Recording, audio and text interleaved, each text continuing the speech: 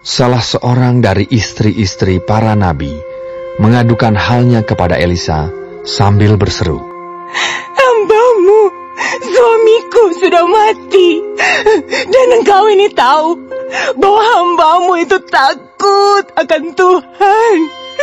Tetapi sekarang penagih hutang sudah datang untuk mengambil kedua orang anakku menjadi budaknya." Jawab Elisa kepadanya, "Apakah yang dapat kuperbuat bagimu? Beritahukanlah kepadaku apa-apa yang kau punya di rumah." Berkatalah perempuan itu, "Hambamu ini tidak punya sesuatu apapun di rumah, kecuali sebuah buli-buli berisi minyak." Lalu berkatalah Elisa, "Pergilah, mintalah bejana-bejana dari luar, daripada segala tetanggamu, bejana-bejana kosong, tetapi jangan terlalu sedikit. Kemudian masuklah, tutuplah pintu sesudah engkau dan anak-anakmu masuk. Lalu tuanglah minyak itu ke dalam segala bejana. Mana yang penuh, angkatlah." Pergilah perempuan itu daripadanya. Ditutupnyalah pintu sesudah ia dan anak-anaknya masuk. Dan anak-anaknya mendekatkan bejana-bejana kepadanya, sedang ia terus menuang.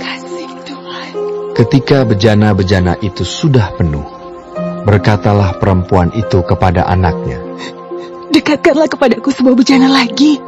Tetapi jawabnya kepada ibunya, "Tidak ada lagi bejana." Lalu berhentilah minyak itu mengalir. Kemudian pergilah perempuan itu memberitahukannya kepada abdi Allah, dan orang ini berkata, "Pergilah, jualah minyak itu, bayarlah hutangmu, dan hiduplah dari lebihnya, engkau serta anak-anakmu." Pada suatu hari, Elisa pergi ke Sunem. Di sana tinggal seorang perempuan kaya yang mengundang dia makan. Dan seberapa kali ia dalam perjalanan, singgahlah ia ke sana untuk makan. Berkatalah perempuan itu kepada suaminya, "Sesungguhnya aku sudah tahu bahwa orang yang selalu datang kepada kita itu adalah abdi Allah yang kudus. Baiklah kita membuat sebuah kamar atas yang kecil, yang berdinding batu. Dan baiklah kita menaruh di sana baginya sebuah tempat tidur, sebuah meja, sebuah kursi, dan sebuah kandil. Maka, apabila ia datang kepada kita, ia boleh masuk ke sana." Pada suatu hari, datanglah ia ke sana. Lalu masuklah ia ke kamar atas itu dan tidur di situ. Kemudian berkatalah ia kepada Gehazi, bujangnya, "Panggillah perempuan Sunem itu." Lalu dipanggilnyalah perempuan itu, dan dia berdiri di depan Gehazi. Elisa telah berkata kepada Gehazi, "Cobalah, katakan kepadanya, sesungguhnya engkau telah sangat bersusah-susah seperti ini untuk kami. Apakah yang dapat kuperbuat bagimu? Adakah yang dapat kubicarakan tentang engkau kepada raja atau kepala tentara?" Jawab perempuan itu, "Aku ini tinggal di tengah-tengah kaumku." Kemudian berkatalah Elisa, "Apakah yang dapat kuperbuat baginya?" Jawab Gehazi, Ia tidak mempunyai anak, dan suaminya sudah tua." Lalu berkatalah Elisa, "Panggillah dia." Dan sesudah dipanggilnya, berdirilah perempuan itu di pintu. Berkatalah Elisa, "Pada waktu seperti ini juga, tahun depan, engkau ini akan menggendong seorang anak laki-laki."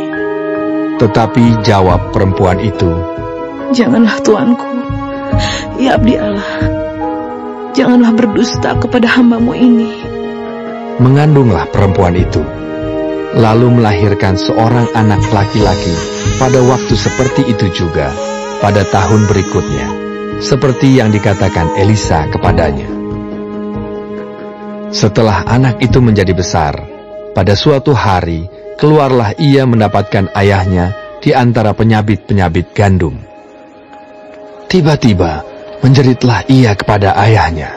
Aduh, kepalaku, kepalaku. Lalu kata ayahnya kepada seorang bujang, Angkatlah dia dan bawa kepada ibunya. Diangkatnyalah dia, dibawanya pulang kepada ibunya. Duduklah dia di pangkuan ibunya sampai tengah hari. Tetapi sesudah itu, matilah dia. Lalu naiklah perempuan itu, dibaringkannyalah dia di atas tempat tidur abdi Allah itu. Ditutupnyalah pintu dan pergi, sehingga anak itu saja di dalam kamar. Sesudah itu, ia memanggil suaminya serta berkata, Suruh kepadaku salah seorang bujang dengan membawa seekor keledai betina. Aku mau pergi dengan segera kepada abdi Allah itu dan akan terus pulang. Berkatalah suaminya, Mengapakah pada hari ini engkau hendak pergi kepadanya? Padahal sekarang bukan bulan baru dan bukan hari Sabat. Jawab perempuan itu, Jangan khawatir.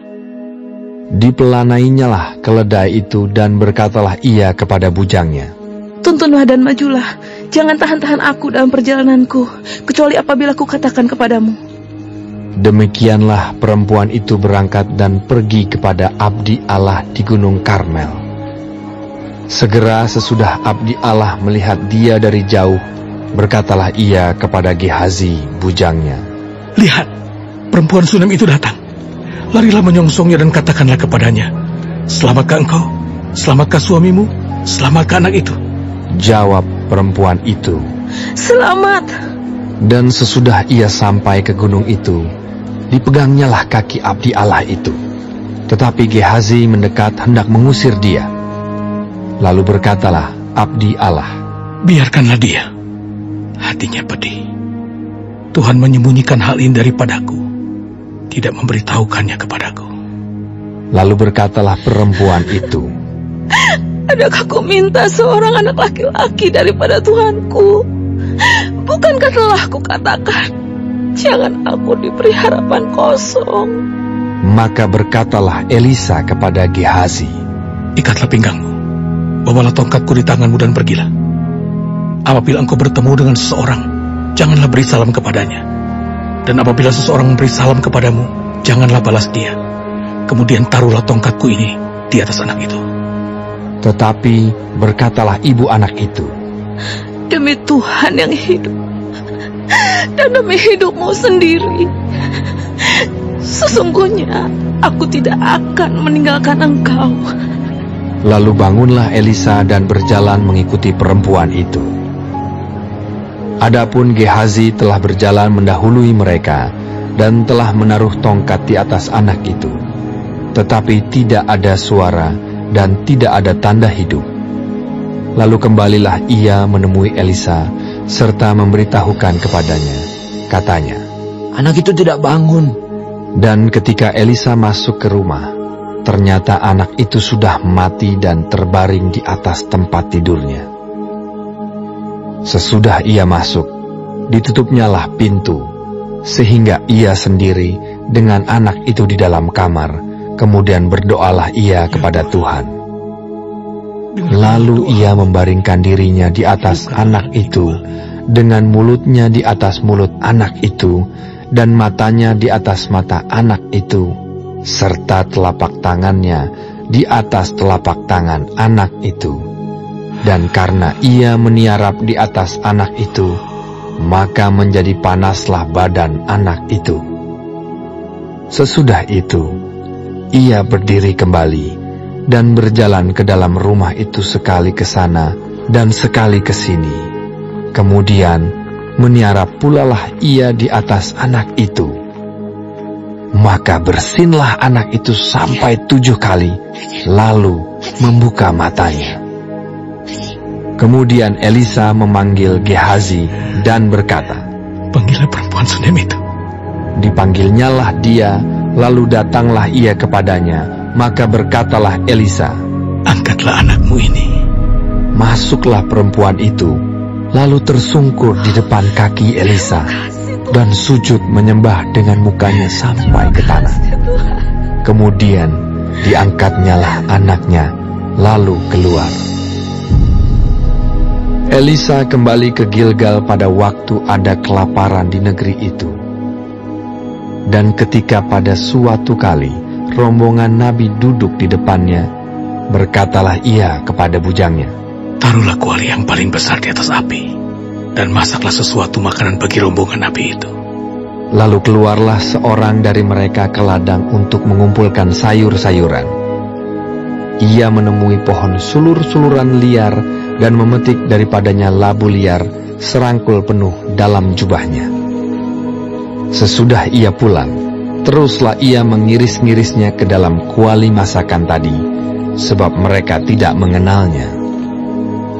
Kemudian dicedoklah dari masakan tadi bagi orang-orang itu untuk dimakan, dan segera sesudah mereka memakannya, berteriaklah mereka serta berkata, "Maut ada dalam kuali itu, hai abdi Allah!"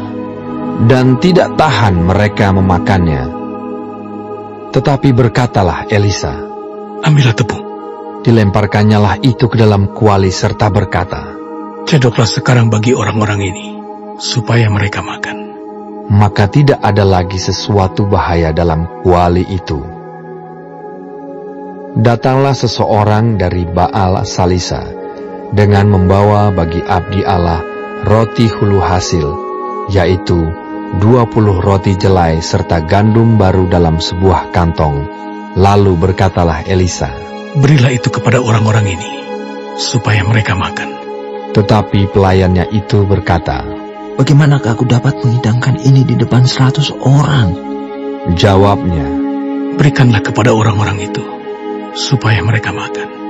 Sebab beginilah firman Tuhan, orang akan makan, bahkan akan ada sisanya." Lalu dihidangkannyalah di depan mereka. Maka makanlah mereka dan ada sisanya, sesuai dengan firman Tuhan.